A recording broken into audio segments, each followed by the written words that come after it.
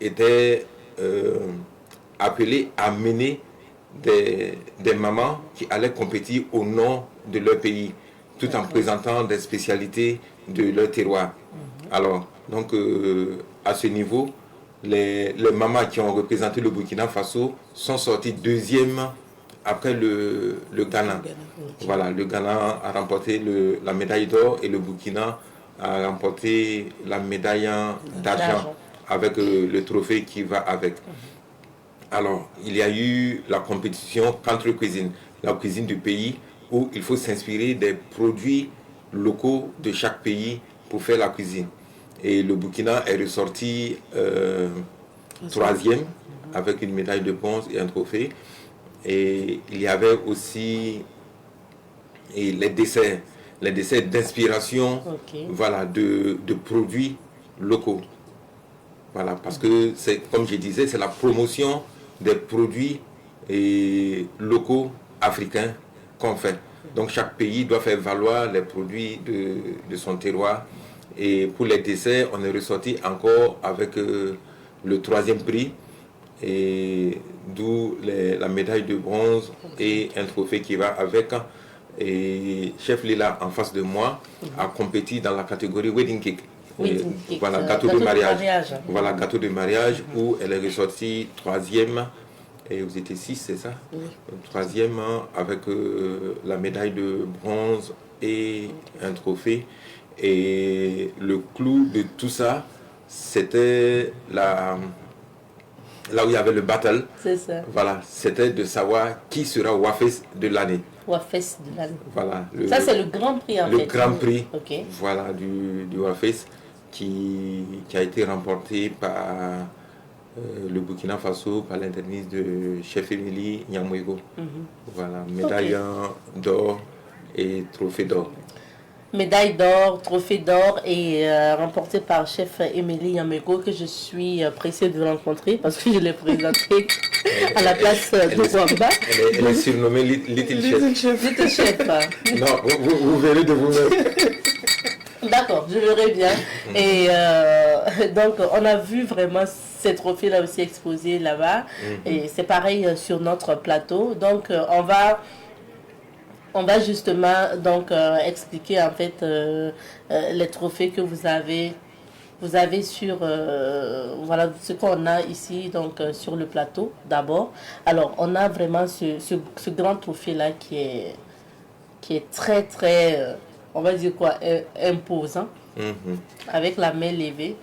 Cette main est la main du leadership africain. Voilà, et je dirais que je l'ai obtenu en Russie, à Saint-Pétersbourg, le 3 mars dernier. Alors, j'ai été désigné comme leader africain de la restauration des sports et en Russie. Et le 15 mars qui suivait, j'ai été nommé président de l'Association africaine des restaurants de sport. Donc le Burkina devient le siège des restaurants de sport en Afrique. Ok, super. Et si on voit aussi l'image donc à l'antenne, c'est plusieurs trophées. Oui. Alors on va expliquer quelques Alors le trophée d'or avec le macaron WFRS, c'est un trophée mis en compétition parce que on nous a demandé d'organiser le championnat du monde des restaurants de sport au Burkina Faso l'année prochaine. Alors donc le Burkina sera à l'honneur l'année prochaine pour recevoir le monde entier sur le plan de cette compétition-là. Et le trophée qui suit, on l'a obtenu au Togo l'année dernière lors du Chaki Gâteau, où le Burkina a été lauréat pour le plat chaud, puisqu'il y avait une compétition pour les entrées, une compétition pour les plats de résistance et une compétition pour les desserts. Et le Burkina a remporté le trophée pour le plat de résistance. Alors, les deux trophées qui suivent, il y a l'Amazon, qui a été mise en compétition à Ouagadougou lors du SIGAF en octobre dernier, remporté par Chef Émilie Nyamwego. Il y a l'étalon le super étalon qui a été remporté également par chef Émilie Amouego. D'accord, décidément. Voilà. Et ce qui suit maintenant, c'est les trophées que j'ai présentés tout à l'heure. Super. Merci bien, chef Compaoré. Je donne la parole maintenant à chef Leila Owamba. Pâtissière, ça c'est votre spécialité et vous avez remporté le 3e prix en wedding cake. Qu'est-ce que vous avez en fait fait de particulier pour votre gâteau de mariage pour avoir le 3e prix? Si vous devriez nous parler en fait de cette production. Il faut dire que déjà,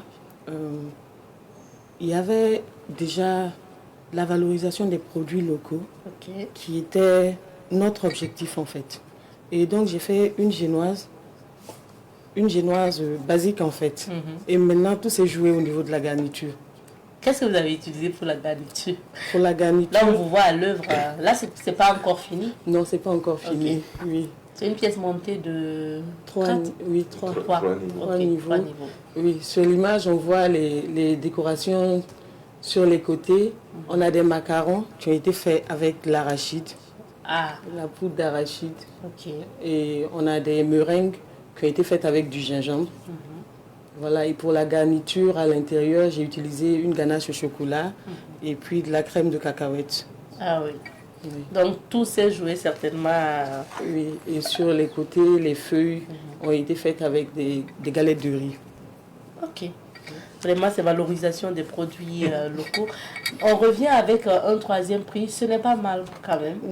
Même si on vous souhaite bonne chance pour que vous puissiez remporter prochainement le 1er prix pour la prochaine compétition. C'est l'objectif. Alors, Maître Compaoré l'a dit tout à l'heure, le Burkina s'en sort quand même avec pas mal donc de trouver, surtout que vous êtes revenu avec l'or à la maison. Donc ça veut dire, quand moi j'ai vu sur Facebook la meilleure chef cuisinière donc de l'Afrique de l'Ouest est burkinabé, je me suis dit bah, tiens, il faut que je reçoive à nouveau donc l'équipe de Maître Compaoré. Donc félicitations encore pour tout ça. Et sur place au Togo, est-ce que la compétition, tout s'est bien déroulé quand même pour tous les Burkinabés sur place? Je dirais oui, je dirais non. Qu'est-ce qui s'est passé? Voilà, parce que la difficulté qu'on a eue, c'est quoi? La chaleur a joué contre nous. Et les produits qu'on a importés au Togo, tout était abîmé. Oh là. Tout était abîmé, je dirais, tout ce qui était produit frais était abîmé. Et on était obligé de courir ça et là pour essayer de rattraper avec des produits assez similaires à ce qu'on a ici. Parce que je dirais que le Burkina approvisionne une très grande partie en légumes et sur les côtes. Donc on nous a montré des marchés où on peut retrouver des Burkinabés et c'est là qu'on a essayé de rattraper avec des produits dont on avait besoin. Bon, pour les produits secs, ça n'avait pas de problème, mais c'est surtout les produits frais qu'on a amenés avec nous d'ici pour réaliser qui était un peu difficile. Et encore, le Burkina était dans la visière, je dirais, des jurys, vu la montée fulgurante des compétiteurs burkinabés et vu le doute que certaines personnes avaient sur le Burkina quant à ce qu'on a organisé ici en octobre, parce que les meilleurs prix sont restés chez nous et beaucoup ne comprenaient pas pourquoi. Et cette fois-ci, il n'y a eu ni burkinabé, ni francophone, ni ouest-africain dans le jury. Le jury émanait de l'Afrique du Sud, du Botswana, du Rwanda et d'où encore. Ça veut dire que c'était plus objectif. Voilà. Vraiment. Donc, vous avez confirmé. Si on a vraiment eu ces prix, c'est qu'on les a mérités. Voilà. Donc, c'était vraiment impartial. Alors, tout à l'heure, on va recevoir donc les autres lauréats, mais chef Compaoré, pour finir, 2025, c'est au Burkina, vous avez un grand défi à relever pour 2025. Alors, oui, effectivement, nous avons un très grand défi pour 2025, mais avant, et demain, nous allons participer à la journée de la gastronomie burkinabé au Sénaza. Ah, la journée de la gastronomie burkinabé, où on va présenter des mets de nos 13 régions. Voilà, donc toutes les 13 régions du Burkina seront représentées au Sénaza pour montrer le savoir-faire ancestral et moderne de nos chefs et de nos cuisiniers. Okay. Voilà, donc... toute la journée de toute demain, la journée de demain, voilà, parce qu'il y a un panel où on va expliquer les problématiques de la gastronomie au niveau du Burkina. Et suite à cela, il y aura une dégustation qui sera offerte au public. Ok, voilà. Super. Et pour 2025, nous avons, je dirais, un triple événement parce que on a notre SIGAF qui sera à sa 2e édition et il y aura le WAFES dont on a participé tout à l'heure au Togo qui sera organisé par le Burkina. Le Burkina sera le 2e pays francophone d'Afrique de l'Ouest à l'organiser. Parce que le Togo était le premier pays francophone à le faire, le Burkina suivra. Et nous avons aussi le championnat du monde des restaurants de sport qui sera fait conjointement avec ces 2 événements. Et ça va se passer en août 2025 ici. Donc c'est un grand défi pour nous, un grand défi pour tout le Burkina Faso parce qu'il n'y a pas que nous. C'est l'image du Burkina que nous véhiculons. Donc c'est vraiment appeler tous les Burkinabés à se mettre ensemble pour relever ce défi-là qui est lancé au Burkina et pas à la CCPF seule. Merci bien. Merci bien, maître Compa. Merci beaucoup, chef Leila Rwamba, d'être passé sur ce plateau. Alors, on viendra goûter votre pâtisserie, certainement. Donc, on vous attend demain au Sénasa. C'est vrai. Voilà, à partir de 12h30, voilà, la dégustation va se dérouler jusqu'à 18h. Super. Merci beaucoup. On va vous raccompagner. Ça sera juste le temps d'installer aussi donc, les autres lauréats. D'accord. Merci. Merci. Nous poursuivons avec l'émission d'aujourd'hui. On poursuit avec les lauréats donc burkinabés qui ont remporté donc des prix au WAFEST au Togo. Nous sommes maintenant avec chef Émilie Yamego qui est secrétaire adjointe de l'association donc des chefs et cuisiniers du Burkina Faso. Donc et aujourd'hui elle est là parce qu'elle a remporté donc le prix du meilleur chef cuisinier de l'Afrique de l'Ouest. Bonjour Émilie Yamego, chef Émilie.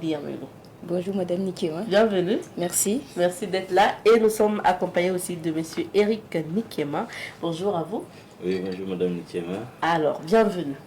Maintenant, félicitations d'abord pour ces prix. On va en parler tout à l'heure. Quelles sont en fait vos spécialités? Qu'est-ce que vous faites dans la cuisine? Je commence par chef Émilie Amego. Alors, bonjour encore. Et merci pour cette invitation ce matin dans vos locaux.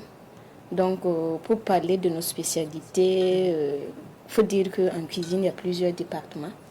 Donc, il est toujours recommandé d'être polyvalent, d'être jockey en réalité. C'est pour te dire que, bon, pour vous dire plutôt que si on vous met dans la partie chaude, vous devrez pouvoir vous en sortir.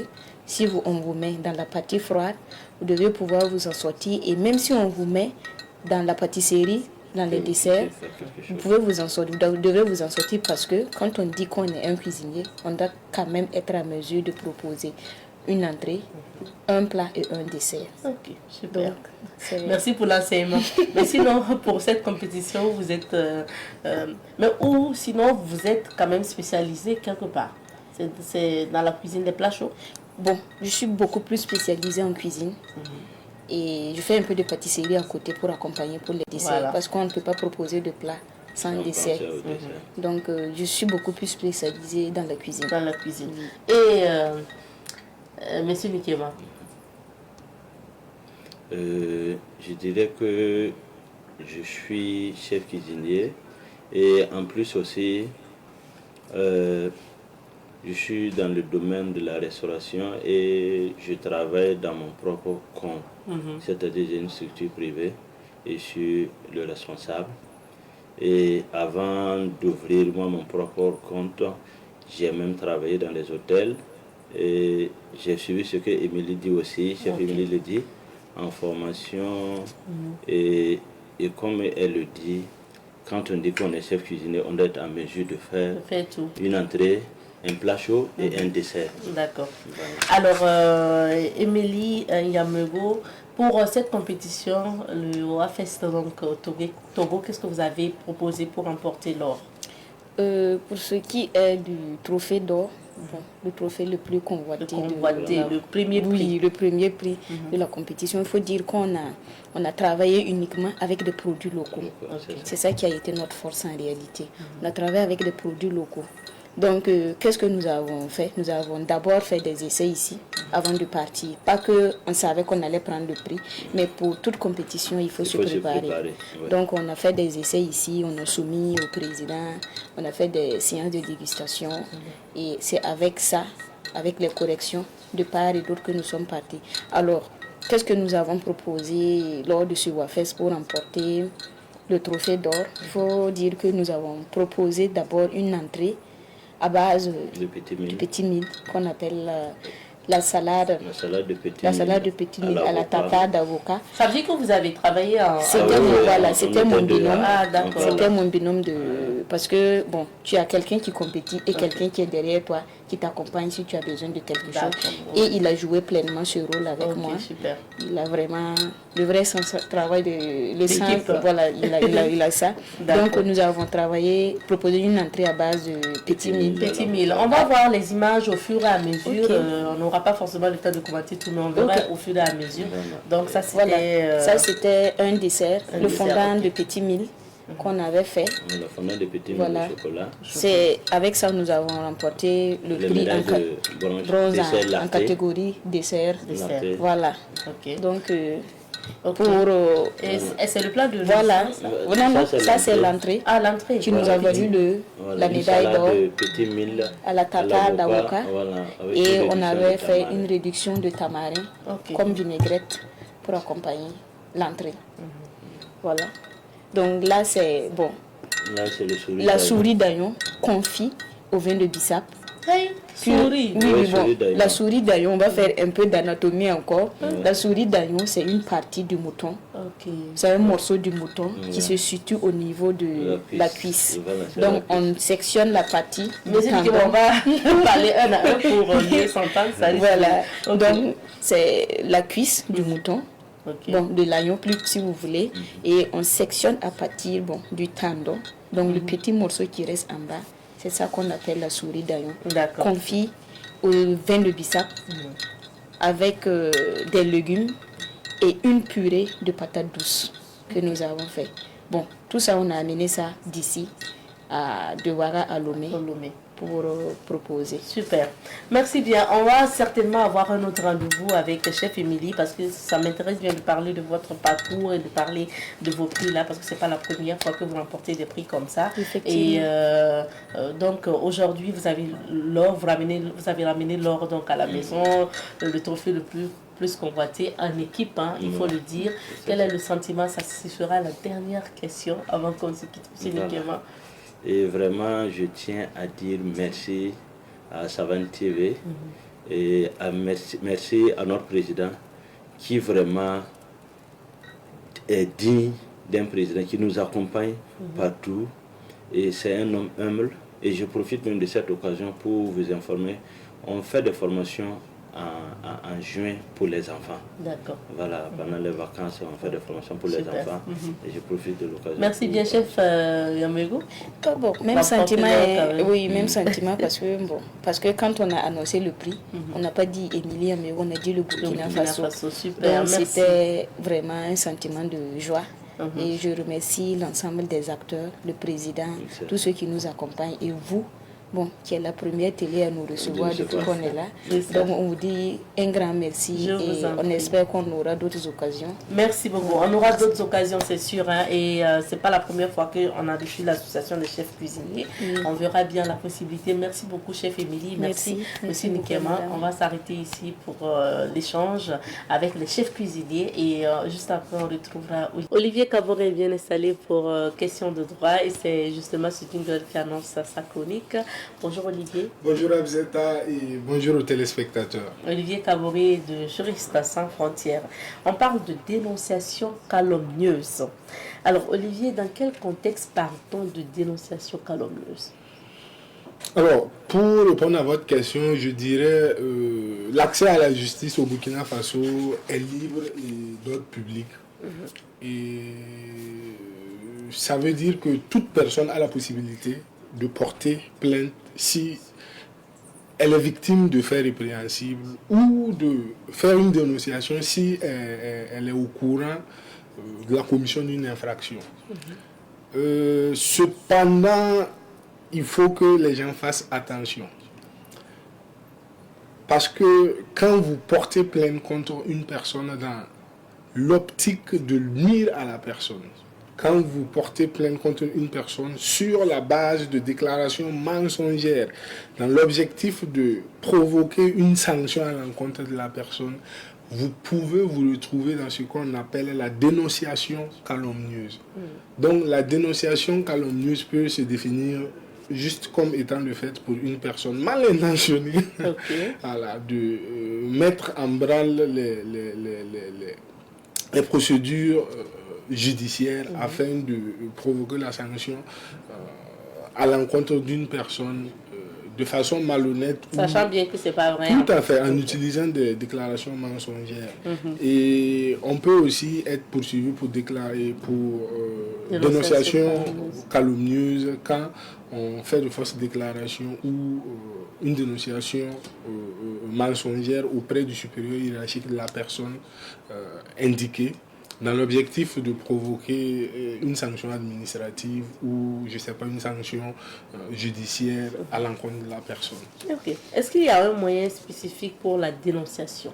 En principe, non. On peut, je disais tantôt que l'accès à la justice est libre. Donc, vous avez la possibilité de porter plainte quand vous voulez. Vous avez la possibilité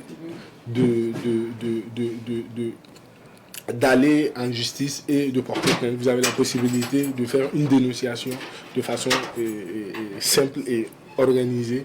Mais quand la dénonciation vise forcément à détruire la personne ou pour un certain nombre de raisons, il y a un certain nombre de modalités qu'il faut respecter. Surtout en matière de dénonciation liée aux affaires de corruption ou infractions assimilées. D'accord. Le 14 mars dernier, le chef de l'État, le président Ibrahim Traoré, a signé un décret déterminant un certain nombre de modalités pour ce qui concerne les dénonciations en matière de corruption et infractions assimilées, et même pour ce qui concerne les mauvaises pratiques au sein de l'administration publique. Et le décret précise que pour dénoncer quelqu'un, le dénonciateur doit s'assurer de coucher sa dénonciation sous la forme écrite. Et dans cette dénonciation, il faut déterminer un certain nombre d'éléments pertinents qui puissent permettre de faire manifester la vérité par rapport à la dénonciation. Et la dénonciation doit se faire auprès du supérieur hiérarchique de l'agent public incriminé. En plus de cela, une copie de la dénonciation doit être acheminée au niveau du cabinet de la présidence. Et si au bout des investigations on se rend compte que la dénonciation est fondée, la personne qui a fait la dénonciation peut bénéficier de mesures de protection et même bénéficier d'une récompense. Cependant, si le fait n'est pas avéré, bon, la personne que vous dénoncez peut se retourner maintenant contre vous. Et je me rappelle que tu as toujours l'habitude de dire qu'en justice, quand vous n'êtes pas sûr de quelque chose, n'y allez pas. Tout à fait. Ça peut être retourné Tout à contre fait. vous. Maintenant, qui peut être poursuivi justement pour cette infraction? Comme je l'ai dit tantôt, tout le monde peut être poursuivi pour cette infraction. Oui, il suffit juste d'être dans la définition de l'infraction que j'ai donnée tantôt. Il suffit juste de faire une dénonciation mensongère pour provoquer la sanction à l'encontre d'une personne. Et la personne peut se retourner derrière contre vous pour dénonciation mensongère. On entend souvent parler de diffamation aussi. Est-ce qu'il y a une différence entre la dénonciation calomnieuse et la diffamation?